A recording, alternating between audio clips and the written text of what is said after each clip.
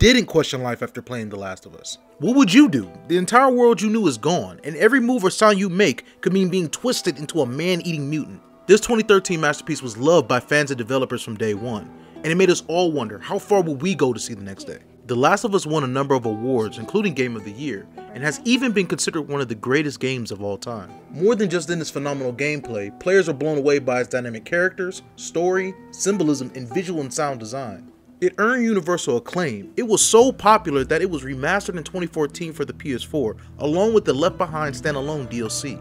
In 2020, a sequel was released with The Last of Us Part 2, and there's news of a live-action series being released this year in 2022 on HBO. With all the fame and praise The Last of Us has earned, we're going to put the PlayStation Now cloud gaming platform to the test to see if it can maintain this undeniable classic's flawless career.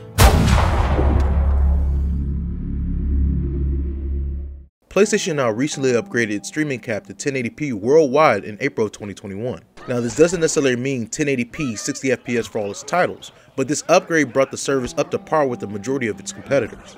A recurring aspect of cloud gaming platforms is the limited options these services give users to adjust graphic settings. Now most services campaign that they will give users the best experience, so they only allow you to adjust less than a handful of settings.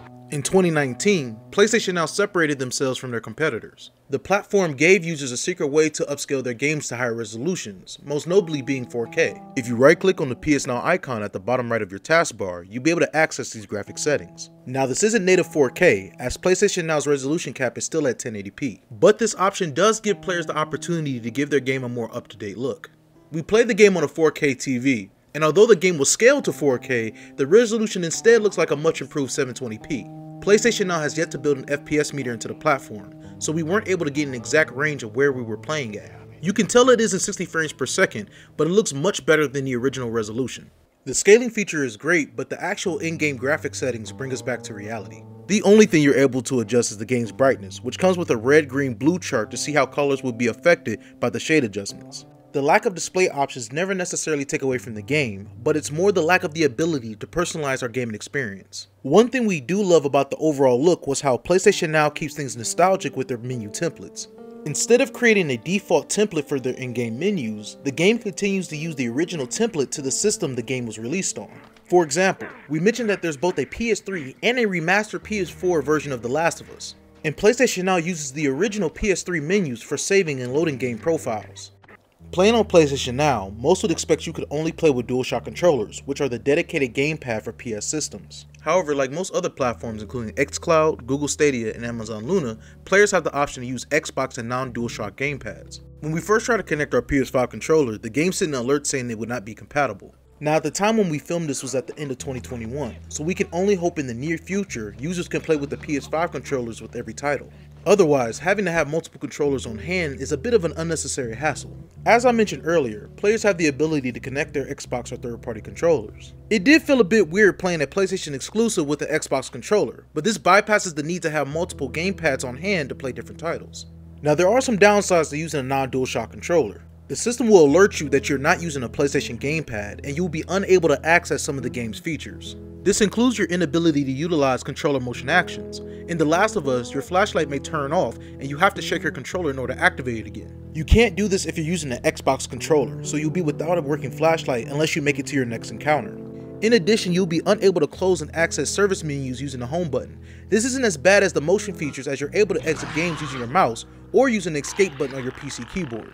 We played with both a PS4 and the Xbox One Elite controllers to see how they compared in performance. Now other than the disabled features that we mentioned earlier, both controllers worked very well during gameplay. Input lag was almost non-existent when mashing buttons, or gradually moving joysticks in order to aim, look at surroundings, or slowly creep around during stealth missions. Google Stadia has a feature where it changes the key binding map and button templates synced to the brand of the controller that's in use. PlayStation Now doesn't have this feature at this time, and players must remember the X, square, circle, and triangle key bindings. This isn't a big deal with most titles, but previous players of The Last of Us know that the game changed the traditional buttons for aiming and firing your weapons. In The Last of Us, the default controls to aim down sights and fire is that you must hold L1 and tap R1 instead of the usual L2 and R2. Using the front bumpers instead of the rear triggers was an adjustment enough. The fact that you have to remember the PlayStation bindings in addition took a while in the beginning before getting comfortable. We believe there's a specific reason for that. It makes a lot more sense when you think about the game's theme, but I want to say that for when we are actually talking about the gameplay itself. During actual gameplay, PlayStation Now ran The Last of Us perfectly. I didn't find any issues when it came to looking around, running, or aiming. The game does require players to have quick fingers and reaction time, especially when you're being overrun by enemies.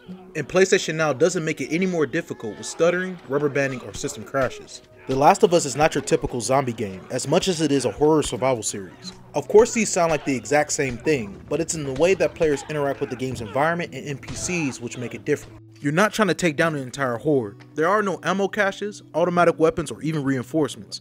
You scavenge, steal, and scrape every means possible in order to survive. Resources are scarce and far in between. You're lucky to find more than 2 bullets at a time. Your goal is to only make it out of each deadly situation alive, rather than kill as many enemies as possible. You will always be outnumbered and underarmed, no matter if you're fighting the military, mutants, or other hostile humans. The game even warns you from the very beginning that the best course of action is to run the fight literally in another hour, instead of trying to take on every enemy and trying to shoot your way out of every battle.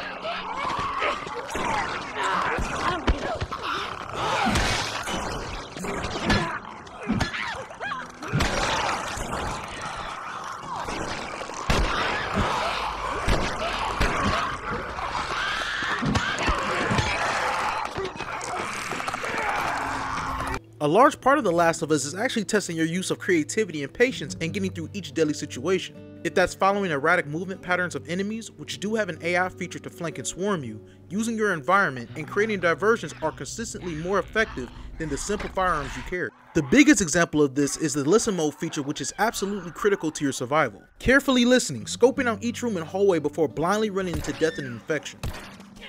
You are constantly on watch for the infected, these cannibalistic fungus mutants who will relentlessly kill you on sight or sound. Anyone who's fought these things knows exactly what I'm talking about.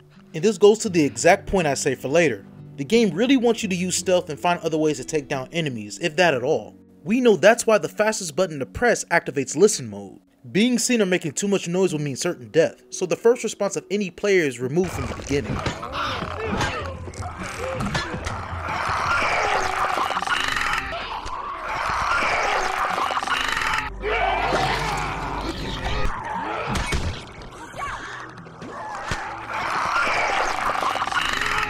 Our experience with The Last of Us on PS Now brought back a lot of memories. The service worked almost flawlessly, and though the graphics settings aren't on par with the current gaming standards, the 720p resolution didn't take away from the game itself.